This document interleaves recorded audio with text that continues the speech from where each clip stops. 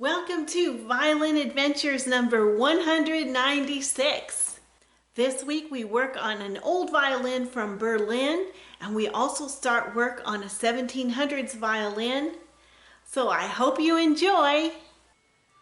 All right, we're going to start off with this special violin. This label says manufactured in Berlin, a copy of Antonia Stradivarius. So that is a good thing. They were honest and said it was a copy, but it's a good copy. It's an older instrument, and what I'm excited about is this top. It has never been finished. The graduation is too thick, and the bass bar is carved right out of the top. So this is what I enjoy doing so much. We're going to get rid of this old bass bar and fix the graduations, and then we'll go from there. There's also a crack right down here in the bottom block. So we don't patch that. We get rid of the old block and put in a new block. So here's a close-up of our top here. You can see we've got a crack right here that has to be closed. There are also small cracks here along the bass bar. We'll see if these will come out or if we need to do something about that, but this is very common. When they cut the bass bar out of the top, many times there's a crack along there. That's one of the reasons why we don't do this anymore.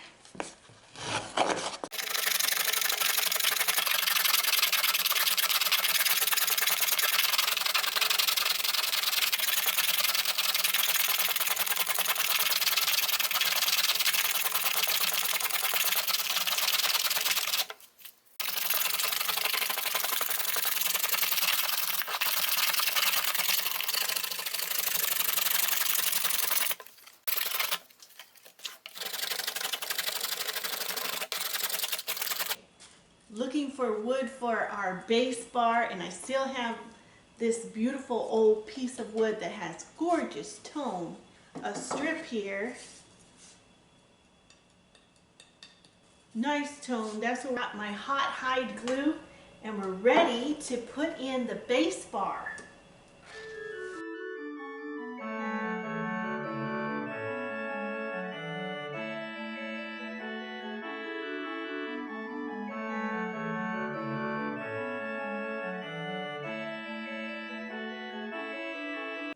The bass bar is in. We're going to let this dry till tomorrow.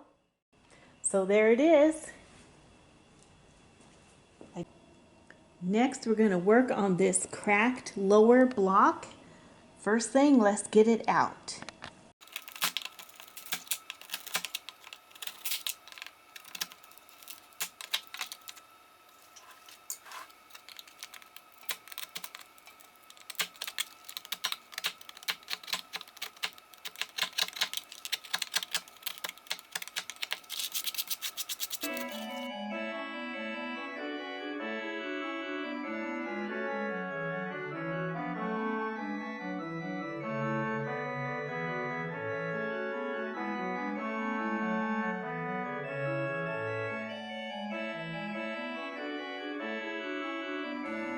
Time for the clamps to come off.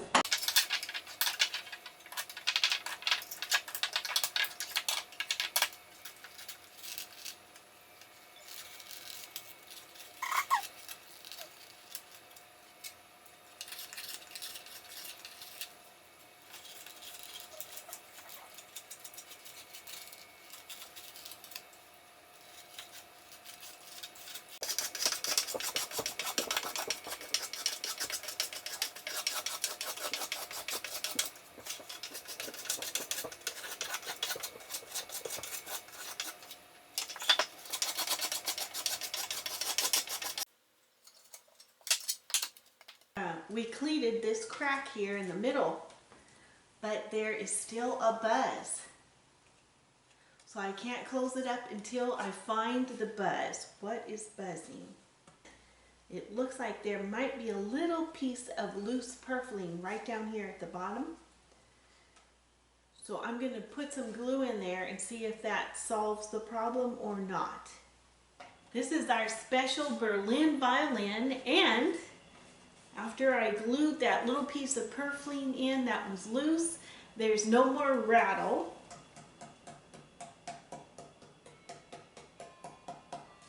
We've got a good tone. So the next thing to do is seal the inside here and get this ready to close up.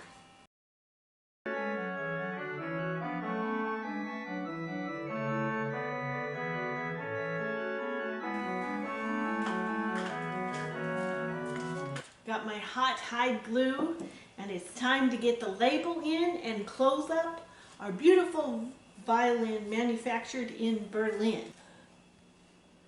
So there's our new label, and now we're closing it up.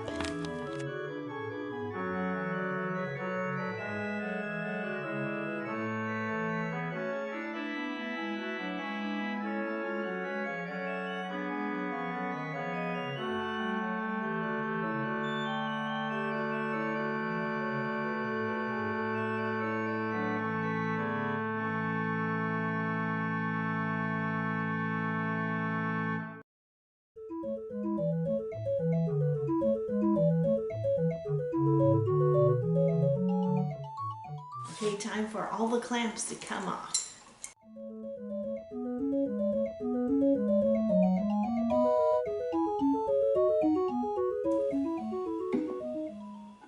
All right, everything looks good. The dimensions are right on, and on this fingerboard, there's just a little bit of overhang, so I'm going to smooth all of this out, and then we can set this up.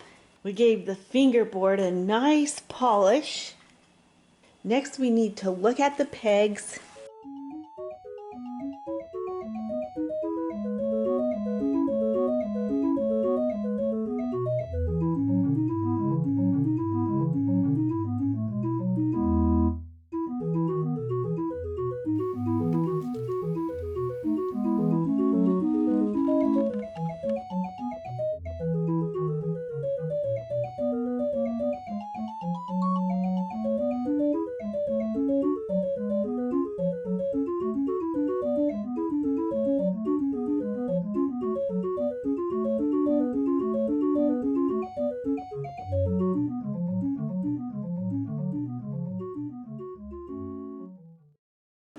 Lowendall from Berlin, and it's all set up. We've got new pegs, we've got the fingerboard glued on.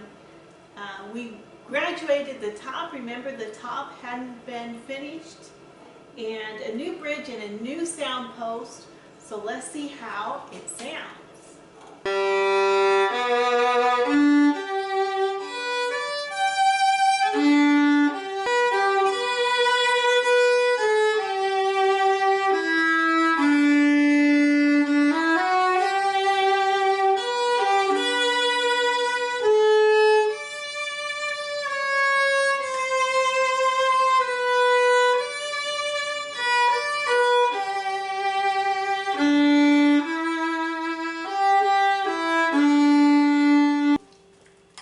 Okay, it's just waking up. I need to keep playing it a little bit more and maybe make some adjustments.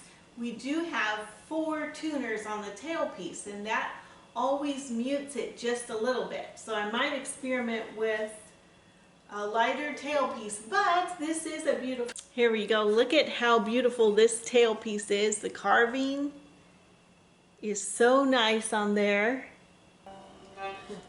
Okay, I had to leave for an appointment, and I came back, and the volume on the violin had just really taken off.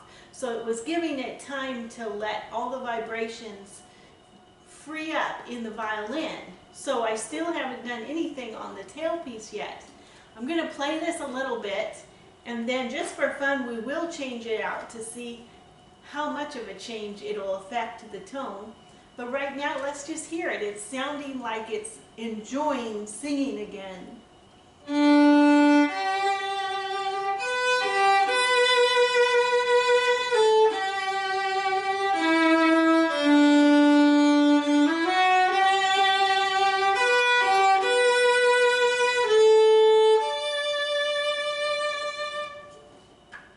So it has a big tone, very nice tone. that's projecting it. It almost sounds like it's playing in a huge hall. It has a very like cathedral sound.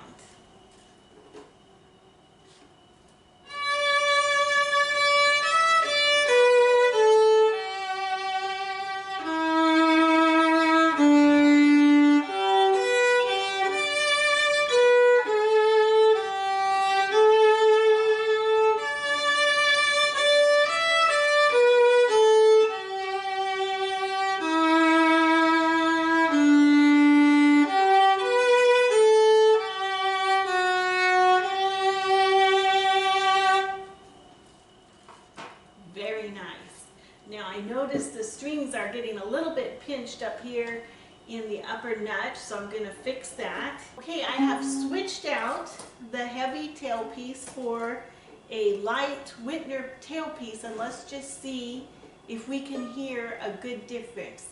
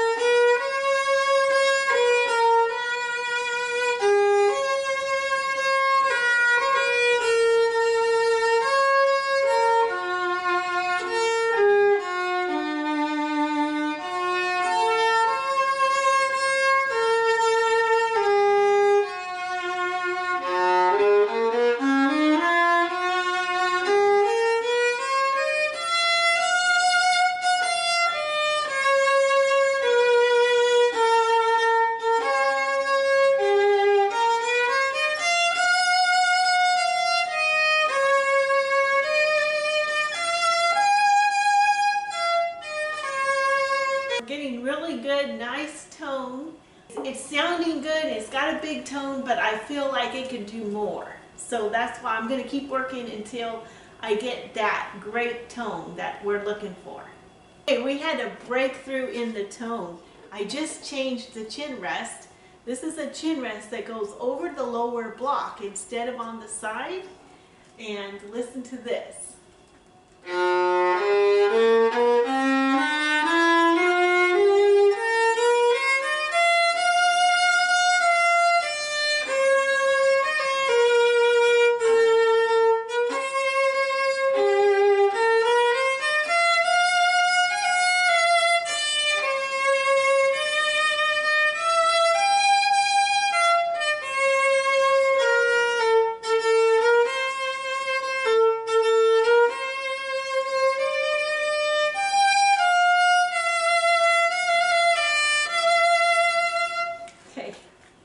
So the volume has come up and it's giving us more tone.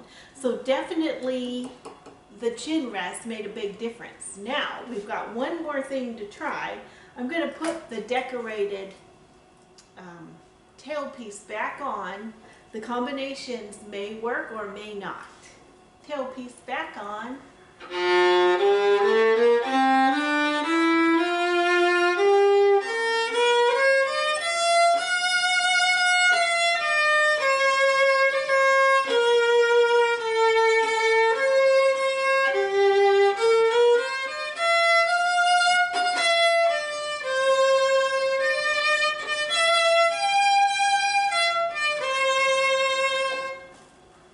Okay, it's not as free, but it's just a little bit.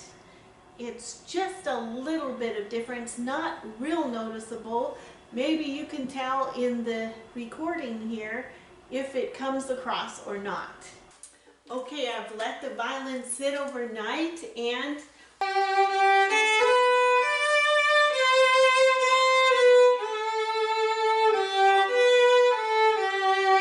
okay, it is opening up. So I think this violin just needs some time and some more playing. It is opening up more and more each time I play it.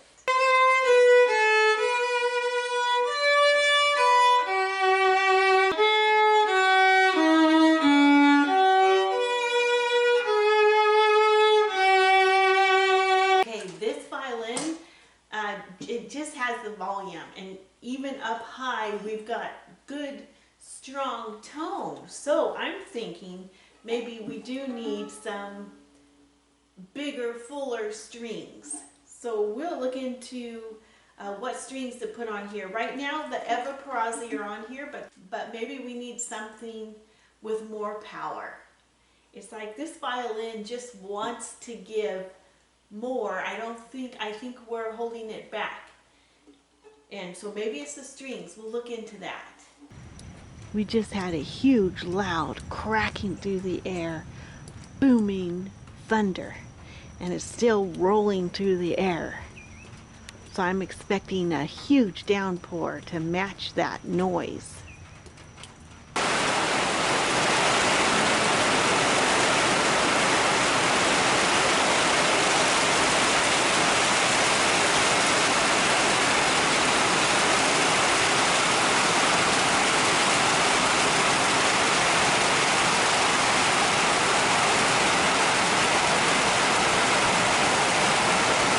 Starting work on a 1700's violin.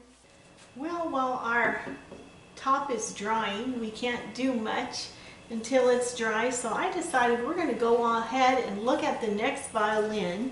And if you can see here, the fingerboard is almost just barely touching the top of the instrument because the back here has been badly repaired. So the task on this instrument is to get this neck out and reset the neck. I'm going to get started and we'll just see what has to be done in order to get this out. We may have to take the top off.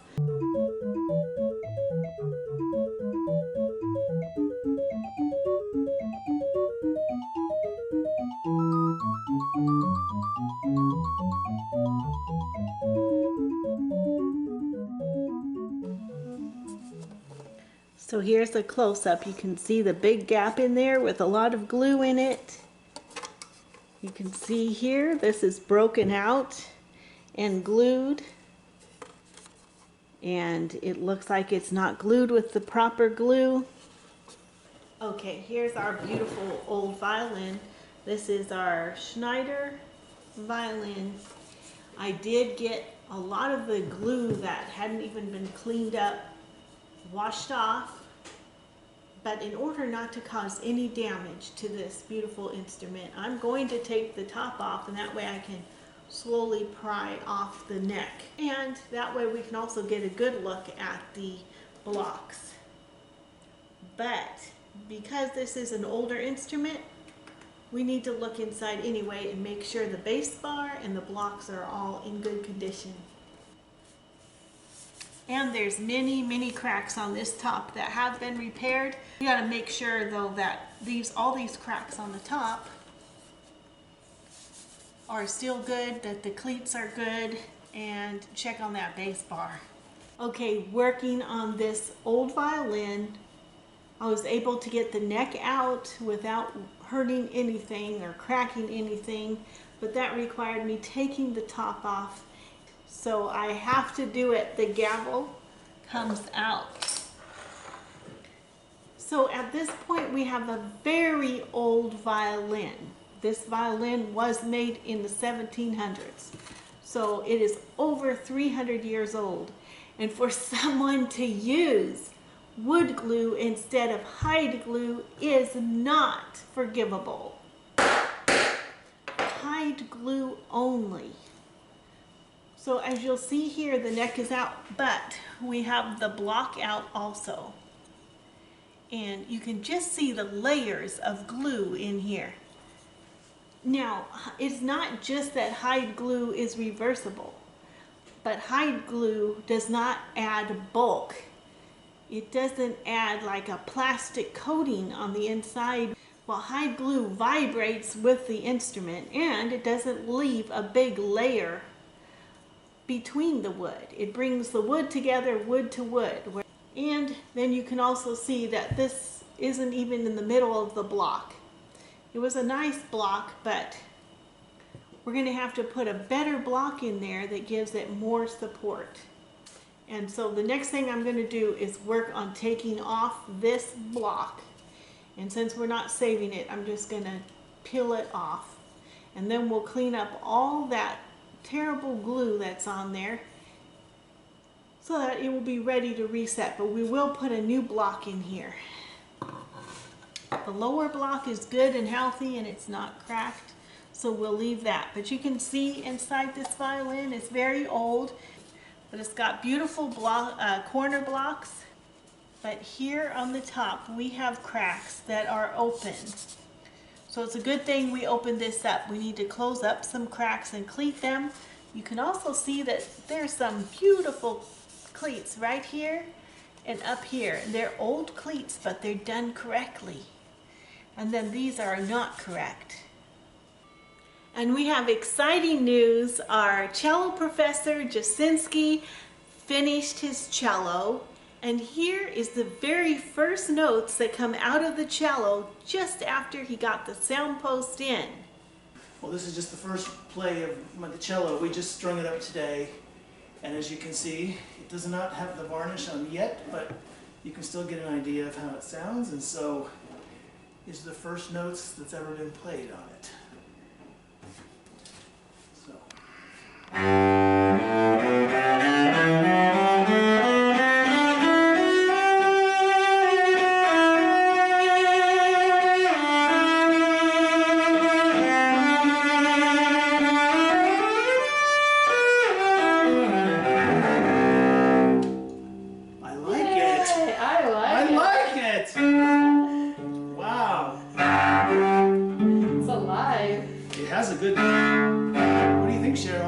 It's excellent. I think it sounds pretty good. Yes.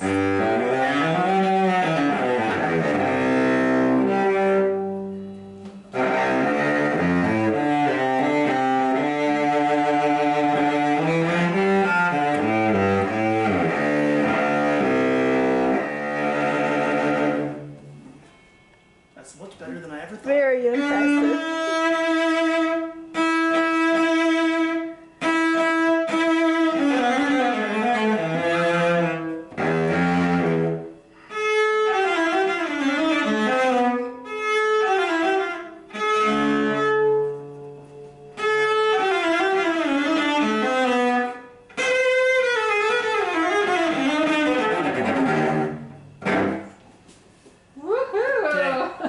Actually, I like it.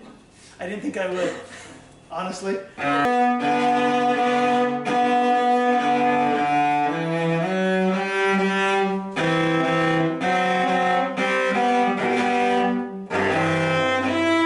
It feels good, too. Is it easy to play? Yes.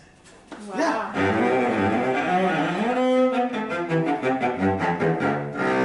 Feels totally easy. Very responsive. Yes. Yes.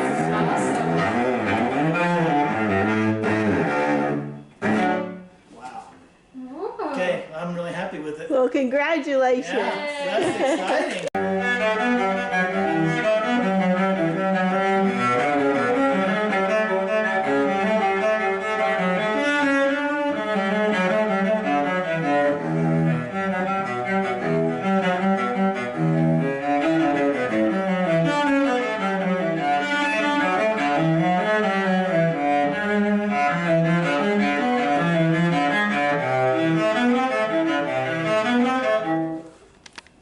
Time for a story.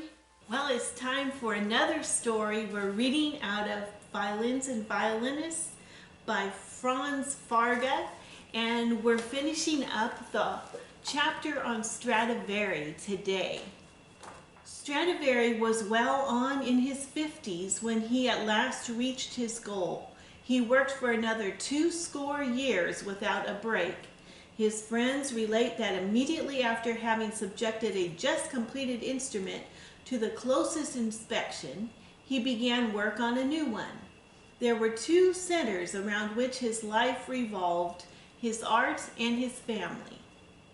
In May 1698, Stradivari lost his first wife, Francesca. She had borne him 6 children. A year later, he married for the second time. His wife was pretty Antonia Zambelli, 20 years younger than himself. This marriage, too, was very happy. Antonio had 5 children, and life must have been somewhat noisy in the spacious house on the Piazza San Domenico. Until 1720, Stradivari's instruments were models of perfection. Then he changed over to a slightly larger design, a model to which he remained faithful until 1730. This decade, too, was one of great productivity. But after 1730, his eyes began to weaken, and his hands refused to obey the master's commands as they used to do. Thus, the purfling in his last instruments is somewhat irregular, and the sound holes are not cut as elegantly nor as masterly a fashion as before. The varnish, too, lacks perfection. Yet the relative thickness of the wood is still impeccably accurate, and as a result, the tone is full and animate. His last violin, which has been called Swan Song, had a fate which will be described in a later chapter. Records have been found of Stradivari's care for his children.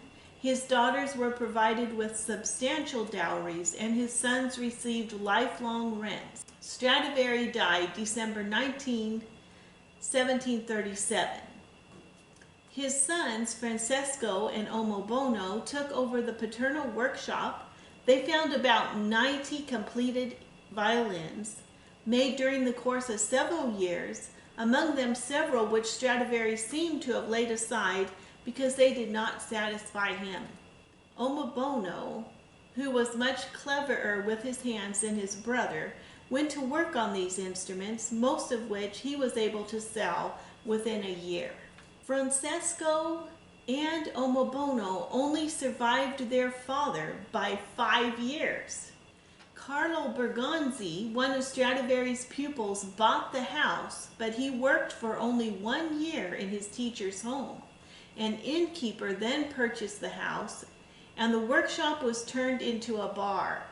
Only the attic with the drying rooms remained untouched. In our time, the street which once housed Cremona's famous violin makers was rebuilt and made into a large, dull block of tenement flats. The church of San Domenico was demolished in 1869.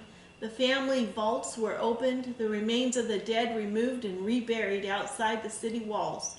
It was only later that the tombstone of the Stradivari family was found among the debris.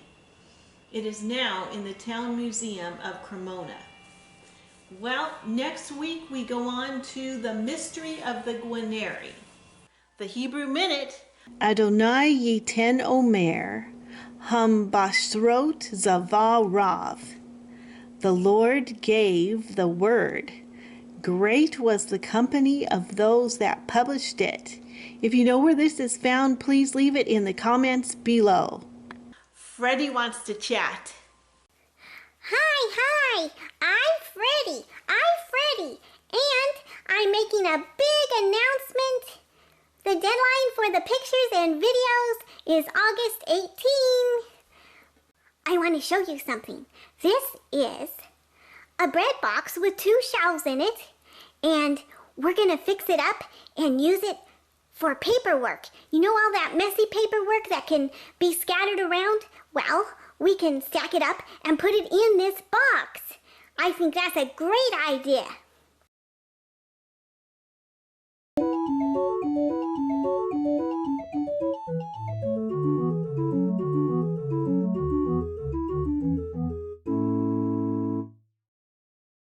Well, until next time, see you next week.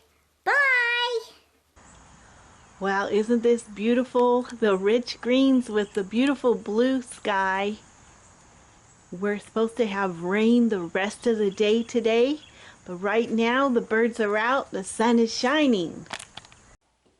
Here inside the shop, let's look at the 2 projects we're working on now.